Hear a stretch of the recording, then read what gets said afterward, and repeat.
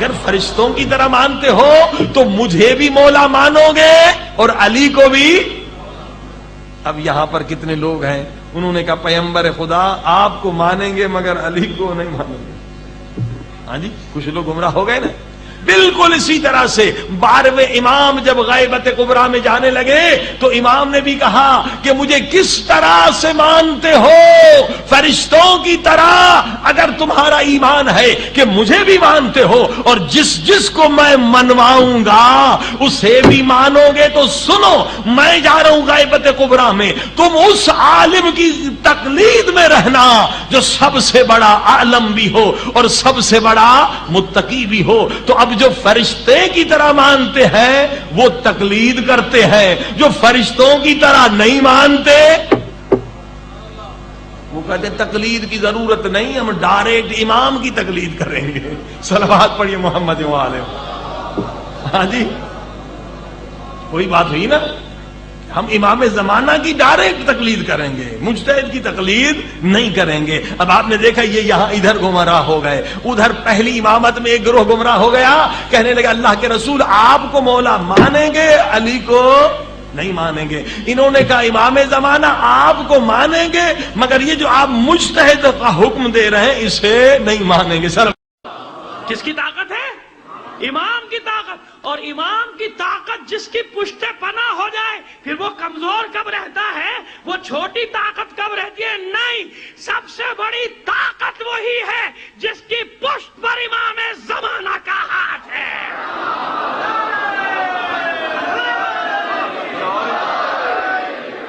اس سے بڑی کون سی طاقت ہو سکتی ہے؟ وہی سب سے بڑی طاقت ہے جس کی پشت پر امام کا ہاتھ ہے. مایوس ہو جاتے ہیں ایجنٹ, اتنا کام کرتے ہیں ہم, اتنے پیسے ہم کو ملتے ہیں, کسی طرح لوگوں کے دلوں میں مرجعیت کی نفرت ڈال دی جائے. یہ تمہارے بس کی بات نہیں ہے, اس لیے کہ مرجعیت آدمیوں کی بنائی ہوتی نا تو تم کامیاب ہو جاتے. یہ آدمیوں کی بنائی بھی نہیں, یعنی عام انسانوں کی بنائی بھی نہیں. جس طرح امامت منصوص من اللہ ہے نا, مرجعیت منصوص من الامام ہوا کرتی ہے. تو امام جس کو اپنا نائب بناتا ہے نا اس کا دفاع بھی خود ہی کرتا ہے. جس کو امام اپنا نائب بناتا ہے دفاع بھی کرنا جانتا ہے. تو اب آپ نے دیکھا مرجعیت کی طاقت کیا ہے. آج کون ٹکرا رہا ہے باطل سے؟ مرجعیت. اس سنگ و خشت مقید ہے اور سگ آزاد ہے. کتنے آزاد پھرا کریں, ان کے غو کرنے سے کچھ نہیں ہوتا. کیوں؟ پشت پر امام کا ہاتھ. وہ جن طاقتوں کے ہیں ان کو کہے گی, ہمیں کہے گی. امام کے سپاہی وہ ہیں جو وقت کی فرعونی اور یزیدی طاقتوں کے مقابلے میں علم حق بلند کر رہے ہیں. اگر واقعی امام کے سپاہی ہو تو پھر نکلو اور فریضہ ادا کرو اور وقت کے فرعونوں کی آنکھوں میں آنکھیں ڈالو. تم نہیں ڈال سکتے, تم نہیں ڈال سکتے, کیونکہ تمہارا کام ایک ہی ہے, ہمارے اندر دراڑیں ڈالنا. دوسرا کام نہیں ہے تمہارا. اور یہ بھی نہیں ہو سکتا کتنی ہی مختصر جماعت کیوں نہ ہو, حق والوں کی وہ جانتے ہیں کہ کامیابی ہماری ہے, جبھی تو جلتے ہیں دوسرے. یہ انہیں اچھا سیکھ لیا ہے, کوئی ڈر نہیں. میں تو ان کے بارے میں ڈرتا ہوں کہ جو زبانیں کھولا کرتے ہیں 1.5 2 انچ کی مرجعیت کے خلاف, ان مجاہدوں کے خلاف جو سامراج کے خلاف ڈٹے ہوئے ہیں, ان کے خلاف زبانیں کھولتے ہو. مجھے نہیں معلوم کیا مدن ایسا کرتے ہو یا سادہ لوہی میں ایسا کرتے ہو, اب بھی نظر نہیں آتا. یہی تو ہے جو شیعت کی عزت,